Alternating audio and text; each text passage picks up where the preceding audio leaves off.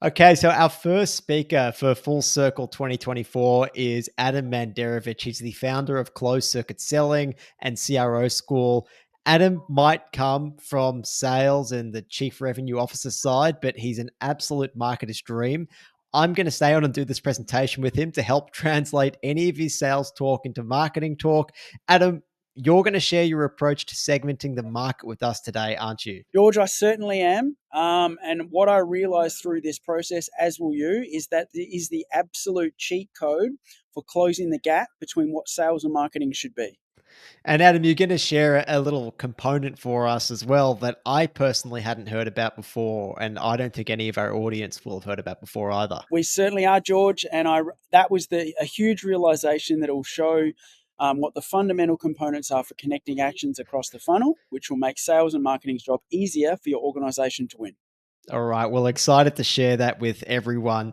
Let's kick into, Adam, the reason why so many businesses don't segment the market properly. And from what you've taught me, Adam, and I didn't quite fully understand this myself, that it's because the way they go to market is broken and it just doesn't allow them to. Can you first maybe start by telling us what approach most organizations are taking to the market? Yeah, that's exactly right, George. So most people in this room will be very, very well accustomed with the model that you can see right here. And the reason for that is that this started in Oracle in Silicon Valley in 2008. And it was further accelerated by the book by Aaron Ross in 2011 called Predictable Revenue.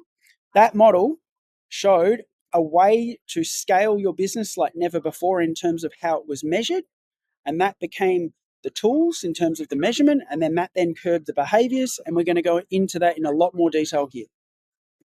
So just looking at this diagram here, Adam, what we effectively have in that model is SDRs and marketers really spraying the market, like quite a large market, really trying to find kind of that needle in the haystack that would be willing to take a meeting with sales. Is that the approach that we're using? Yeah, that's exactly right, George. And because that net is cast so wide, in order for marketing to hit their targets in terms of NQL and volume, when it gets across to sales in most cases, and I can say this hand on heart, me and my teams would probably ignore when you guys would send us some of that information because we knew that it was completely ineffective, which is not the best model for anyone, as I'm sure that you're smiling in response to that real life story.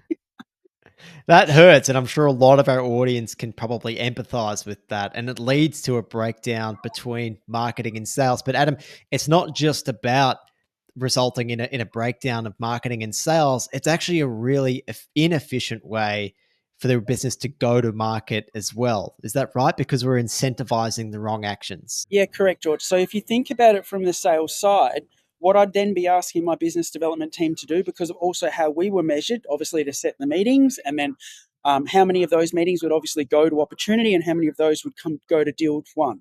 Now, what that does is actually set the wrong type of behaviors because they're not gathering the information to find out from the market, is this the right fit? Because they're solely measured on selling the meeting to get their little incentivization in terms of their $500 cost in most cases. And that's why it makes it so hard, I think, from the marketing side, Adam, for us to actually say, let's segment the market, let's have a narrower focus because we're being measured on those number of meetings that are being booked.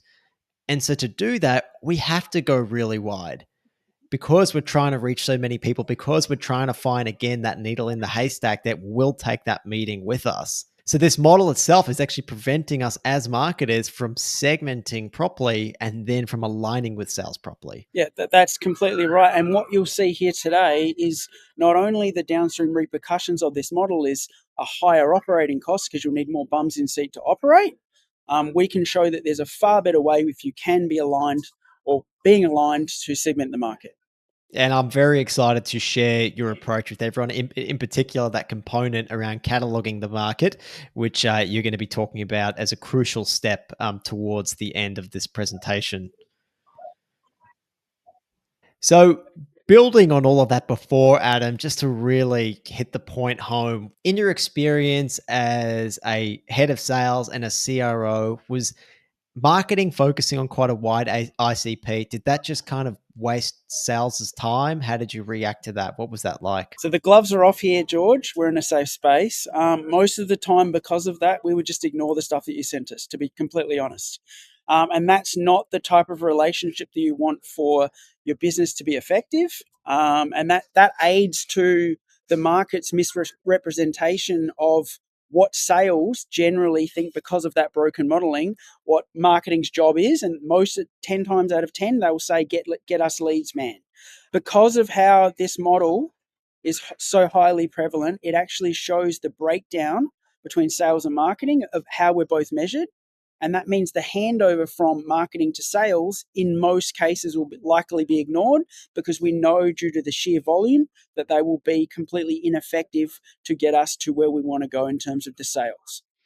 So I guess that really highlights this point here, doesn't it, Adam? That both teams have limited time, budget, and resources. I'm guessing, Adam, that you guys ignored marketing's leads a lot of the time because you simply didn't have the time to sort through like a huge volume to try and find that needle in the haystack. Was that right? Yeah, that's exactly right, George. Like, for us to actually hit the amount of volume that could come through for marketing to say that they're hitting their targets in terms of MQLs and contacts, it would be completely ineffective, and I would have actually needed more salespeople. And that for the business wouldn't have made a whole lot of sense, would it either? Because you're just paying like very expensive people to sort through these leads and really have like quite a low connect and even win rate. Yeah, that's exactly right. So the business economics just isn't there.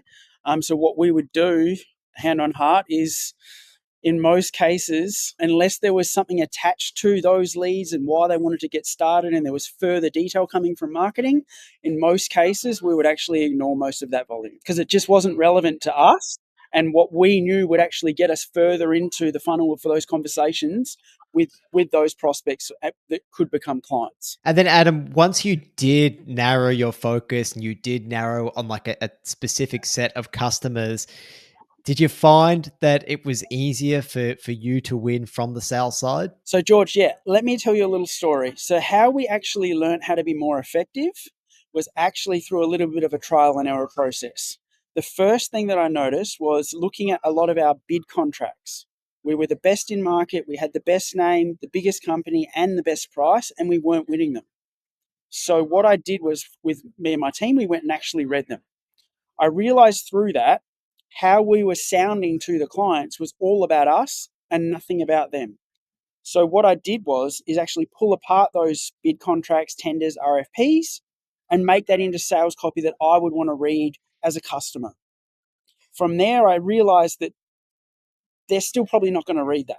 So what I did was make that into an animation, and then I asked my sales team to send it to people. And what that did is it made it customized to them, what it's going to get them and where they want to go, specific to those personas. And that we had a far more effective way of going to market, which kind of was like a pilot of what we should be doing versus how we were even currently still being measured at the time. So you were only able to really take that customized approach because it sounds like you effectively segmented the market. You found who your best target customers were. You realized they all had similar problems, and that's why you were able to make these. It sounds like almost like creative pieces of content, Adam. You're kind of jumping into marketing's realm there. We certainly were, George. So what we found is that was far more effective as a process. And through that process, we realized that we weren't hitting our sales metrics in terms of meeting set, but we were hitting our metric and smashing our sales target in terms of contracts that ran current with a high ARR. So the way that we did that, as you said, is by segmenting the market, and we played where it was going to be more effective using the same outbound approaches to all of those types of personas, which enabled us to be far more effective with less people.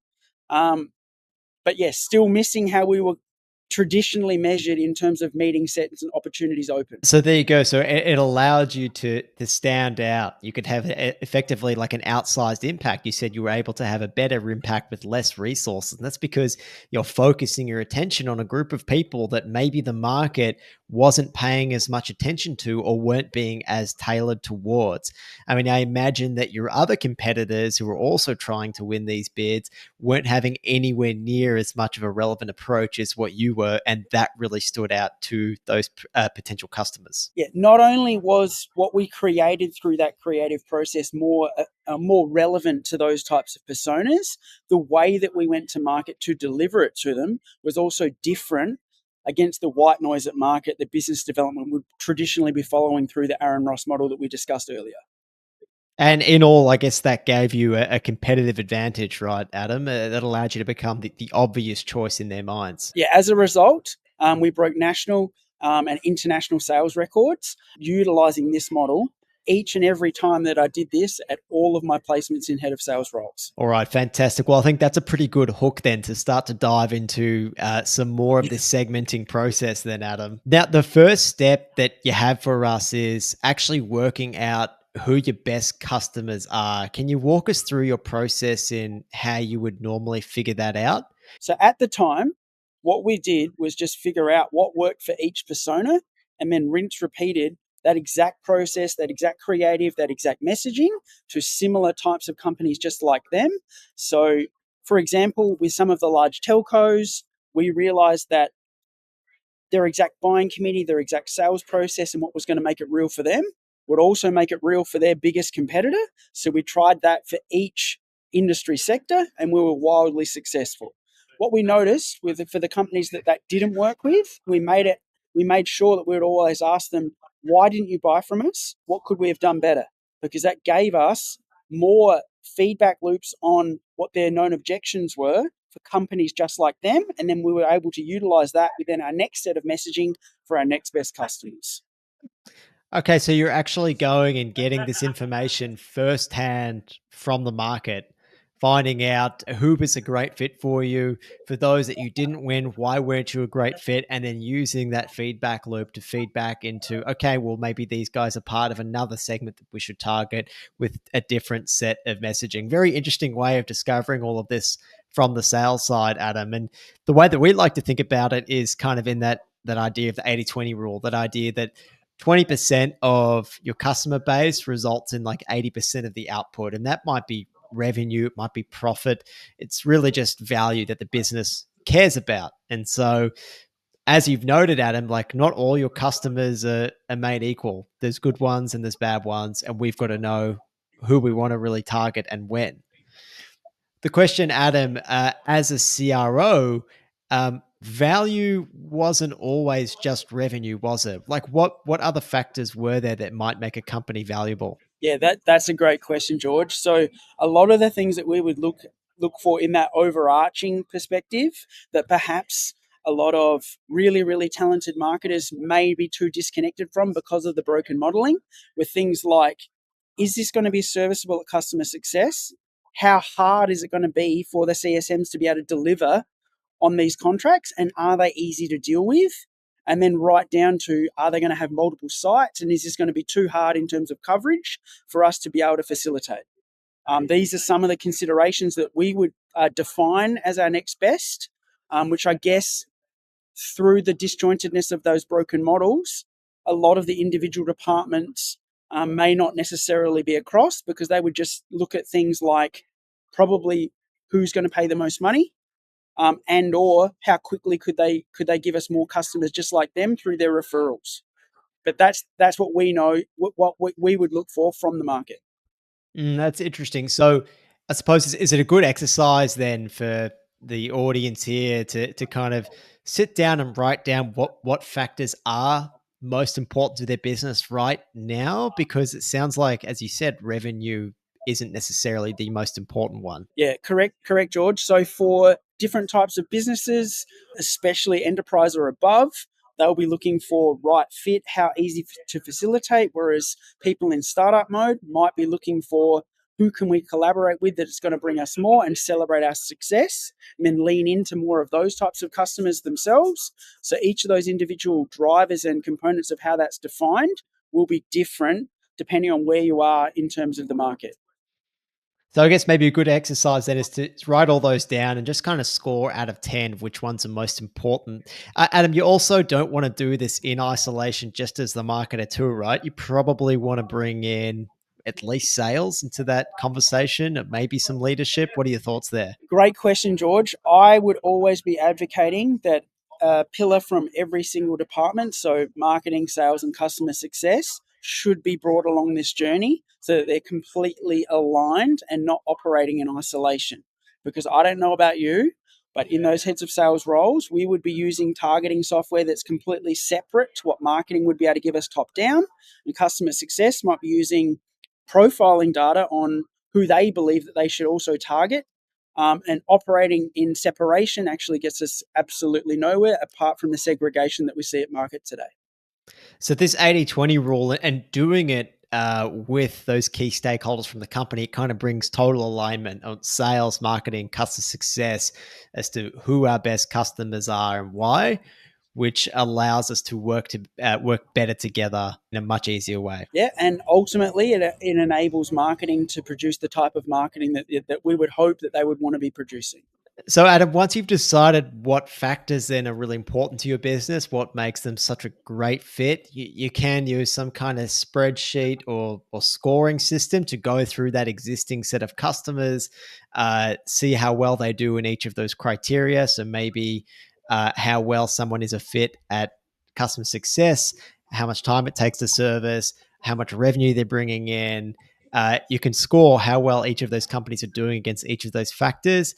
You can total it up, and then you can use a spreadsheet to try and spit out a score for each company, with the highest score being one that fits your company the best, and a lower score being those that maybe are not worth paying attention to quite as much. Yep, that's exactly right, George. And then, Adam, once you have that list of companies that kind of fit you best, you'd normally try and build a persona. Is that right, Adam? What would go into that? What we did, George, that's exactly right. We would figure out through that trial and error process is what worked for each of those personas in terms of companies like them in those market segments, where they're located, what type of services they provide, what type of buyers they are. All of these types of things would come into play, and we would be able to just rinse and repeat what worked for companies just like them. For an example, if we were pitching to a large telecommunication company, we would check our database to make sure, have we already pitched or do we already have one of those telecommunication companies who's their competitor on our books, and what worked for them, and then we'll just mirror that for each industry sector. And that worked time and time again. So, in this example, then, that the segment that you're targeting is telecommunications companies, you basically knew how to win already there because you had one as a customer. So, you looked at the actions that you took there, and then you just repeated that to try and win more telcos. Is that right? Yep, that's correct, and that's what we would do across industry sector. Just to flesh that out more for people, and this is probably a little bit more marketing speak, but you probably break it more down into those firmographics, those demographics, and those psychographics. So the firmographics being kind of the industry sector, and that was telcos versus others that your product or service was a good fit for. The demographics that might have more to do with like the kinds of people that you would typically deal with, who it is in the organization you were contacting, where they were located. I guess one thing that we noticed, George, was the certain types of personas within the organizations for similar types of industry sectors would all be responsive to the same type of outreach and the same type of messaging, which I guess speaks to psychographics and how that can be segmented in terms of what worked for one type of personality, worked for the next, and that would be tried and true. It's very interesting hearing from a marketer's point of view how psychographics does make a difference when you're at the coalface as a salesperson. So you say, so understanding the typical psychographics of an industry of a sector of a buyer, it made it easier to communicate with them in a way that really resonated with them. Yeah, so being more direct will work with certain personality profiles, and being less direct and more information questioning and stuff like that will work for others. But I guess at the time, because this was still like quite a long time ago, George, we didn't realize what we were uncovering while we were doing it. Once you really nailed down your personas, you nailed down like who your ideal customers were, you segmented that a little bit more. That then meant that you could understand any educational gaps that might be there a little bit better. Is that right? Yeah, so we were able to then obviously replicate what worked for those exact personas, those exact job titles, how those personalities would interact with that type of educational content would work for more just like them. And then we would just rinse, repeat. And a key part of that was what you call permission based creative, which is if you're looking at like the buying journey and the typical information a buyer might need from going like unaware that they even have a problem to being led to the logical conclusion that you're the perfect solution for them. Permission based creative probably sits somewhere in this solution aware to product aware to most aware stage. Adam, can you give us an example of like what permission based creative is, or maybe how you first came about it? Yeah. So what we realized, George, is that type of creative from working back from those bid contracts and what worked in terms of that in the feedback loops from the known objections. What we formulated without noticing at the time was the educational content blend with known objections, and then with the delivery mechanism to deliver to those types of personas. We identified that we didn't want to be just like everybody else that was basically just calling up and trying to sell the meeting or sell the solution in one call. We would literally just ask, would it be okay to show you what we've put together for you, and you tell us if it's relevant after viewing it? Now what that did was it made us stand out to the rest of the market, as people hadn't seen that before, and it enabled us to be wildly successful. And then that then later became what we coined permission-based creative through that process. Now, what that looked like in terms of actuality, George, was my BDMs would just call up these companies and ask, is it okay to show them what we've created? And they would tell us if it was relevant after viewing it. That enabled us to speak to a wider portion of the market, supply them with educational content, and show them where it's going to get them, and in a less abrasive manner, enabled us to succeed. So, Adam, you were able then to create specific pieces of creative that spoke to specific problems because you had really narrowed that ICP. It meant that you understood their buying journey and the questions that we're going to have at each stage. So, George, what I discovered through that process and the permission based creative that we've discussed is, even if that wasn't relevant to them right then and there, because they had that educational content with their known objections from their persona, it was eventually relevant to those people getting to contract. So it was through that mechanism, although we didn't realize what we had discovered at the time. Later on, we realized through monitoring the data of the contracts coming through, all of those people had seen those pieces of content at the time that was applicable to them, that educated them within their buying cycle, and eventually all of those people then chose us to obviously go to contract. And again, you were able to do that because you had a good understanding of their problems. You were able to communicate with them in a way that you knew they would listen. But that takes us nicely to this next slide, Adam, was not everyone was in market ready to buy right now, right? Research shows that of your total market, maybe only 5% are currently in market looking to buy right now. They're coming off contract and they're looking and evaluating you against different vendors. But there's all these out of market buyers too. And so your creative, Adam, like your educational content that you were pushing, it still developed that relationship with them and kept you top of mind when they were looking to buy. Is that right? Yeah, so the numbers would have supported that, George, because what we found, as we just discussed, is it educated a wider portion of the market, and then it was able to speak to them so that we were front of mind with when they were in their buying window. So that definitely worked and supported what your graph here says. And Adam, before we get into figuring out your exact method for seeing who is in and out of market, and that's cataloging the market, you did have other methods as well of seeing who is more likely to be in market and who might be a best fit. Before we had all of these intent databases out there, would you mind talking us through maybe just some of the old school ways that you used to do that? Yeah, so George, some of the old school ways, which may sound ridiculous now with all the tools that we have at our fingertips, and I'm sure with some of the super advanced marketers that are listening to this, is we would actually look through things in the newspaper to check out who was putting jobs on for certain job titles. And then that would tell us if those people were new to the role, they'd be likely to make like a supplier change within probably the next 3 months because they'd be open to that discussion. We would cross-reference that to see if they were putting any other jobs on within those companies in other departments. Would also tell us they would possibly have budget to make a change, and then we would target in on those companies. But yeah, obviously now we can do this in a more advanced way. But this is what we did, obviously, at the dawn of the explosion of the internet. And yeah, we would cross-reference that with like the financial sections of the Financial Times. We would look for their quarterly and annual reports, and we would see what was going to make it real for them from their CEO statements, then cross-reference that with the newspaper data to see who should be in market. I love that. And now, thank God, we've got a lot of databases to help us do that at a faster pace. Because what we're effectively done here is we've identified our best customers, we've taken out a segment of those. We should be able to really pull like a list of companies that fit that profile, but that's going to be a pretty long list. And so, knowing where we should focus our attention and resources on first, it sounds like, Adam, those methods are still probably quite tried and true of trying to figure out, at least as a starting point, who is more likely to be in market, who's more likely to have budget. Yeah, exactly right, George. You don't have to look much further than some of those intent black boxes to actually work out backwards what those triggers are. And that's how, and in a lot of cases, that's still how they're measuring it today, but obviously in a more advanced method.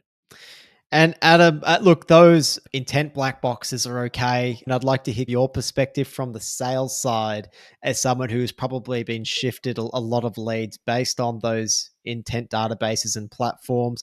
What's your experience with those? As much as I want to say that the tools that marketing were using to supply us this information was absolutely crystal ball like, what we found in actuality is because we didn't know at the time when all of these tools were coming out what the makeup or the measure of intent was, most of the time it wasn't relevant to any of those companies going to market or choosing us. What was more effective is some of the methods that we're going to talk about soon. And that soon time is now, Adam. I know you've been itching to talk about this. Uh, Cataloging the market, when you first introduced me to this concept, it blew my mind at how simple and effective it can be. I've seen firsthand how amazing it is. I think it's a real linchpin for allowing marketing to do this segmentation because it aligns sales and marketing so closely. Can you please tell us what cataloging the market is? So, firstly, I cannot take all of the credit for this. This was shown to me by a mentor in big finance called, his name is Mark Revel. Later down the road, I realized that in large contract acquisition and talent management contracts internationally, this was being done by a company in Canada called Drake. And that was institutionalized by a guy named Bill Pollock in 1950. So I cannot take all the credit for this. I can, however, take the credit for how it's applied across industry sector and how we can use it today with a modern twist. But it's as simple as once we had some of those targets or triggers or the companies that we wanted to contact who should have been our next best, we would simply just use business development as that feedback loop of getting that market intel. Now, that market intel would be something like who are they currently using? What do they like about it? What they don't like about it? Are they in a fixed term contract? Are they going to go to tender? If so, what would that process be? And then that would enable you to be a little bit cheeky and ask questions like, how often do you audit your current provider versus what's out there?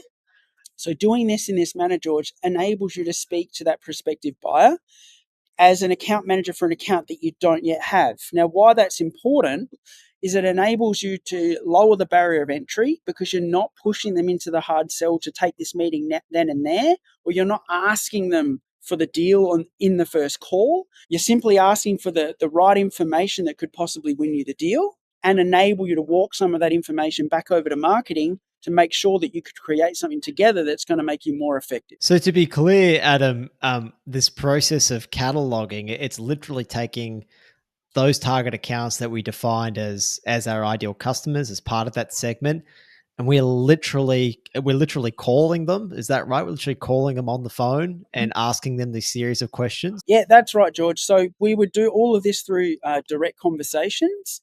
And in most cases, if that channel that we had validated was by the phone, we would obviously have that live conversation there. I have seen members of my teams do this in multiple places, as far and wide as Instagram DMs or LinkedIn DMs. But the core component of this is asking them information about who they're currently with, how they're solving that problem, what they like about it, what they don't, what they wish they could change.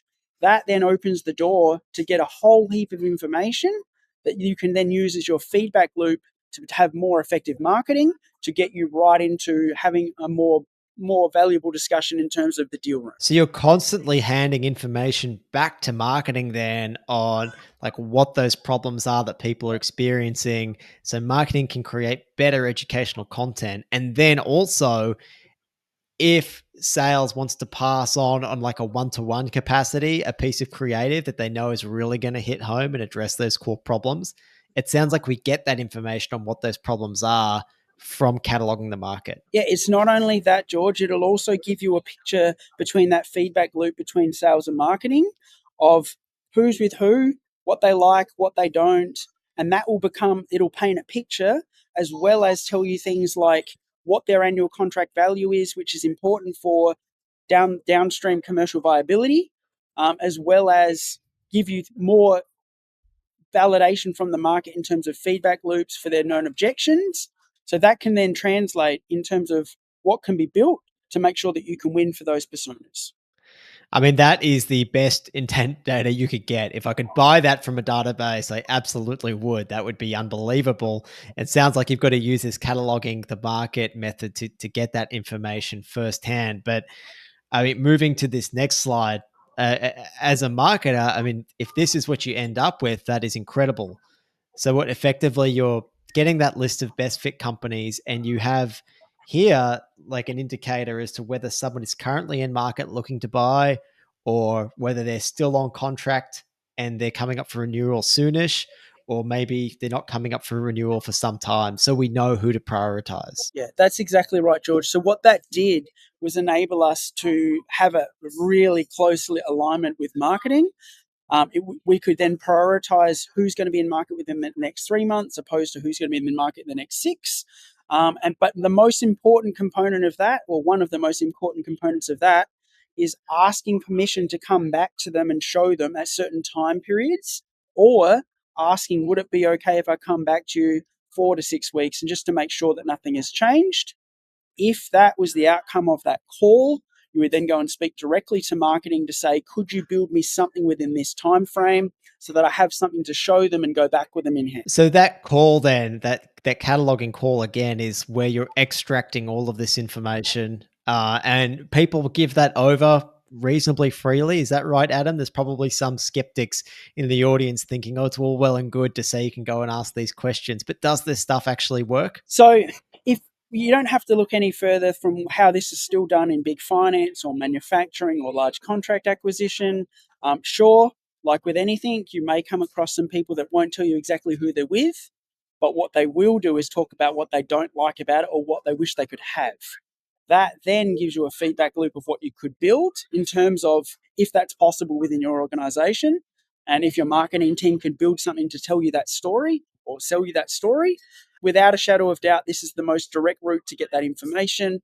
This has been tried time and time again. As I said earlier, Drake International started doing this in 1950. It just kind of got overshadowed by the growth of sales-led growth in the book by Aaron Ross, Predictable Revenue. So a lot of these connective actions and feedback loops across the funnel have been pushed to the wayside, unfortunately, by the loudest voices in most areas online today. And Adam, that piece there, that really gives us like the recipe for success then, doesn't it? And that's why it's such a crucial aspect of doing that work to segment the market, right? I mean, we started off with having a really strong ICP fit. You've got a good understanding of what their typical buying journey is. And you gave that example with like the telecommunications companies. And once you niche down on them, you understood everything you needed to say to them to turn them into a customer, the communication that you needed to have. You knew who those key contacts were. You used cataloging to know who was in or out of market. So you knew who to prioritize and when. And then you were able to pass that information back from the catalog to marketing to help address those biggest pains, any educational gaps. And you use permission-based creative where sales could then actually go and take that educational content and hand it back to that prospective customer. And you have permission to do that as well.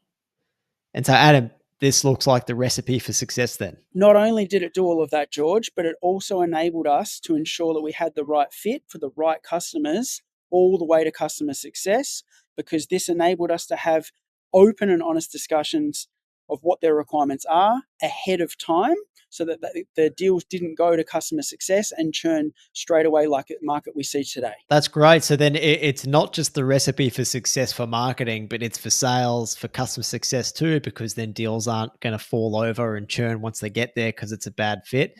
And that's why this is such an important first step when you go to market, to do the segmentation this way, to make sure everyone's totally aligned from beginning to end, and why it's a more efficient go-to-market method. Yeah, it is the entry point, George, to your operational success. Okay, Adam, well, thank you for sharing your process on segmenting the market with us. If any of the audience want to find you or connect with you or go deeper on any of these pieces, where can they do that? Yeah, thanks, George. The best place for people to contact me and see any of these live examples would be on my LinkedIn, Adem Manderovic. Also, some of these wider discussions with experts like yourself can also be found on my podcast, Better Business Building. And yeah, go from there. Fantastic. Thank you so much, Adam. That was great. Thanks, mate. Thanks for your time.